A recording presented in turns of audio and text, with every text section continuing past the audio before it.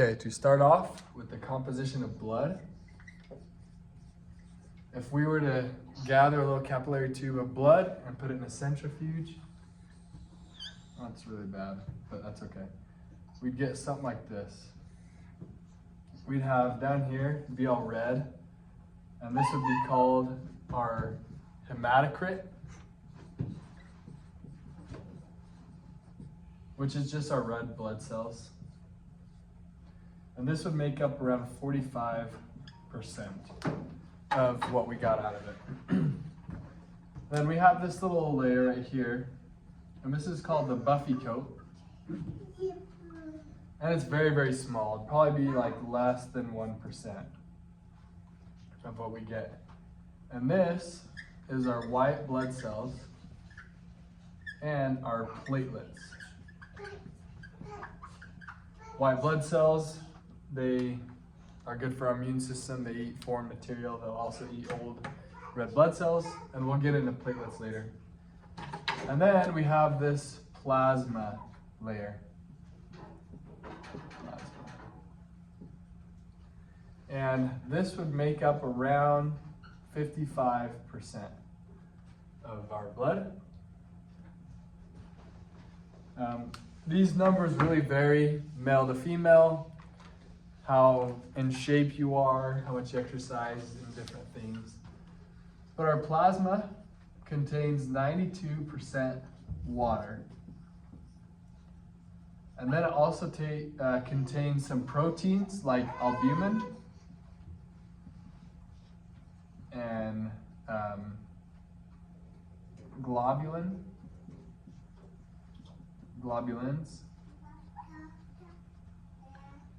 And then it also contains, I almost forgot what it was, fibrinogen,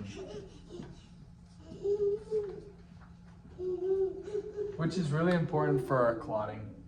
Albumin is really good for transport. Globins, like hemoglobins, or globulins. So that's the blood composition. All right, now we're gonna talk about the breakdown of red blood cells. Red blood cells are cool because we make 2 million new ones like every second, but a bunch of them die. So we're always reusing them or recycling like the different components. But if we have a red blood cell, which I'm gonna draw in blue because the red marker's terrible, and it's kind of like, well, not kind of, it is biconcave shape. When it's old and no longer useful, we'll have a white blood cell, like a macrophage, will eat it using phagocytosis and break it down into its hemoglobin, and the rest of the stuff will just kind of degrade. Hemoglobin, there's 4 different chains, polypeptide chains to it, and they'll be broken down into amino acids. So the globin part will be broken down into amino acids. And then we'll have our heme group.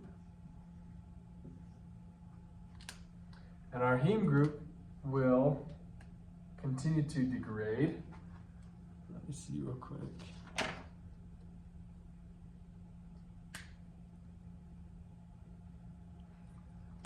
And our heme group will, the macrophage will also break this down into its iron, which will go to the bone marrow. I'm just gonna put BM, bone marrow, to be recycled. And then heme will turn into biliverdin. Okay. Pause and erase all this. Okay, I forgot to mention, when heme gets turned into biliverdin, we use hemooxygenase. But I drew it out to save time. This is what we can do with biliverdin. So also in the macrophage that came from the liver, or spleen, or bone marrow, I think, we use biliverdin reductase to turn it into bilirubin. Bilirubin is can bind to albumin and carried to the liver, where it becomes conjugated bilirubin through a series of changes and conformational changes and whatnot. The conjugated bilirubin basically looks like this. We have the bilirubin with glucuronic acid on the ends. And bacteria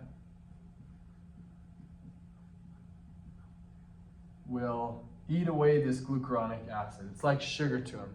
And so they're gonna go crazy, eat it off, until the product that we're left with, so glucuronic acid will be gone, is urobilinogen. And urobilinogen can go several different ways, 3 different ways. It can go back to liver to be turned back into conjugated bilirubin, and that's a way we can recycle it. Or we can eliminate it. We can send it to the kidneys,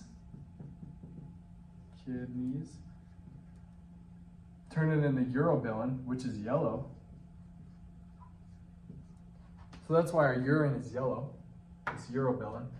Or we can send it to the large intestine into stercobilin, which is brown. And so that's why our excrement is brown. And so that's how we get from heme broken down and reused and recycled or taken out of our body. Okay, now we're going to talk about hemostasis or the stopping of bleeding. So these endothelial cells along in the blood tissue can get damaged and start leaking blood out. And so we need to repair this. So the way that happens is through platelets. These are platelets. Now to start, actually back up. One way this can kind of start is through a vascular spasm. And so this blood vessel will constrict, making the space smaller, making it easier for these things to happen, for it to bind and to start a clot. And so after that happens, it's not going to stay that way. It's short-lived, but enough to get it going. And so these platelets have a receptor called the GP1B receptor. Basically, it's a VWF receptor, or von Willebrand factor receptor. And these endothelial cells will send out these VWFs. And let's draw one here. They'll bind to there.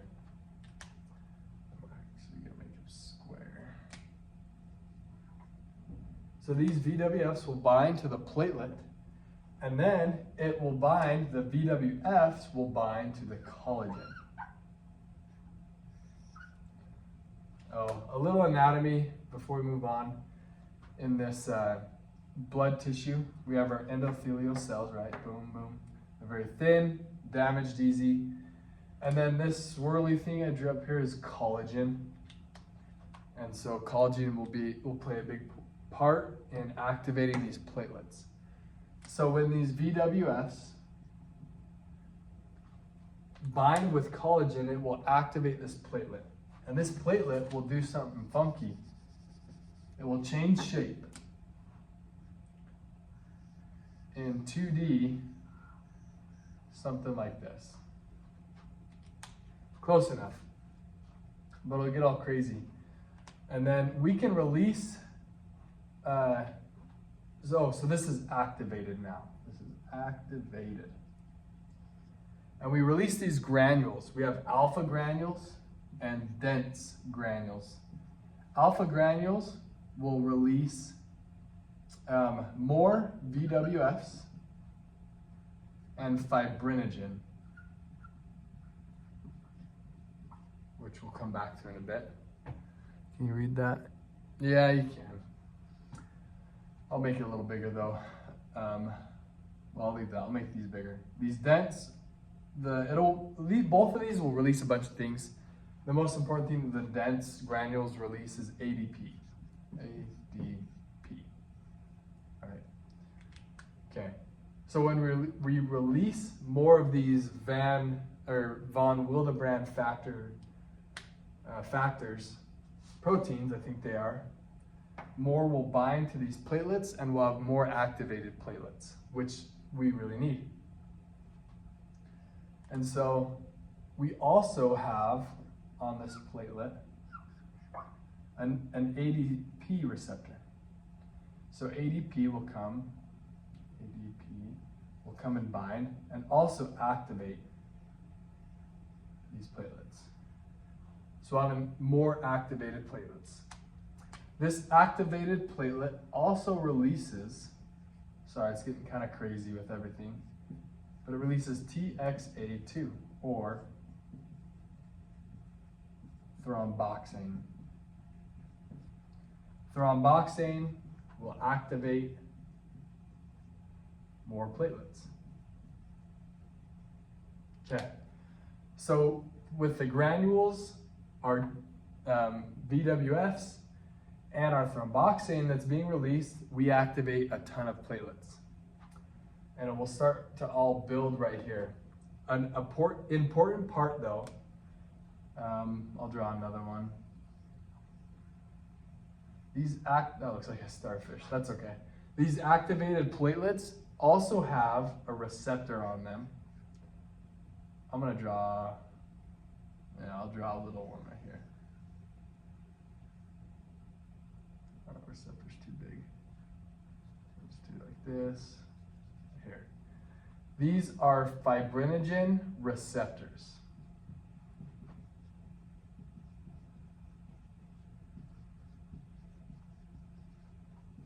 Okay. So what these fibrinogen receptors obviously will accept fibrinogen, but it'll form a bridge here. So this is fibrinogen. And with the receptors and the fibrinogen, we'll make a bridge, we'll combine the platelets. We'll bind the platelets together. And that becomes really important because we'll have all these activated platelets and then they'll just start binding and more and more. And that's how we form our platelet plug. So this is the platelet plug. And that's the first step to our blood clot. And so this will all happen first. Now we're going to get into some other clotting factors and how they, and basically it's a cascade of activation of these factors to form the full clot. So I'll erase this and get into that. Okay, we're going to get right into the rest of the plug, the clot. So we have an intrinsic pathway of clotting, and we have an extrinsic, and then we have a common pathway. So intrinsic, meaning inside the bloodstream. And so we'll start with intrinsic. We have this Hagemann factor 12. And when it hits this collagen, I believe it's because of the negative charges, but I'm not sure. But when it contacts this surface, it's activated. Now, when factor 12 is activated, 11 will come in and be activated. So activated 12 will activate 11. And 11 activated will activate 9. Now 9 will also form with 8, factor 8. And together it activates 10. And so we have activated 10, and then this is where we end our intrinsic. So, because common starts at 10, and I'll show you how. So our extrinsic means outside of the bloodstream. And so outside of the bloodstream, we have these tissue cells, which form tissue factor 3. And that's where we're gonna start. So we have tissue factor 3 that's activated. and it's going to activate factor 7. And then factor 7, well, let me check for something. Yeah, okay. Activated 7 will come over and activate, it'll activate 10. So that's where we turn into common with extrinsic. So intrinsic and extrinsic, once these both will activate 10, and now we're common. 10 will combine with factor 5 and activate 2A. Well, activate factor 2, I'm sorry. And factor 2 is actually called something. Before it's activated, it's called prothrombin. When it becomes activated by 10A plus V, it becomes thrombin. Oh wait, that's 13. Hold on. Erase this. It becomes thrombin. Thrombin's important in a bit. Real quick, we'll go down. Factor 11, I'm sorry, not 11. Factor 2A will activate factor 1. Factor 1, before it's activated, is fibrinogen. And after it's activated, it's called fibrin. Okay, so that's our common pathway. So fibrin is very important that we get to, because fibrin forms almost like a net encapsulating all of these protein factors into a clot.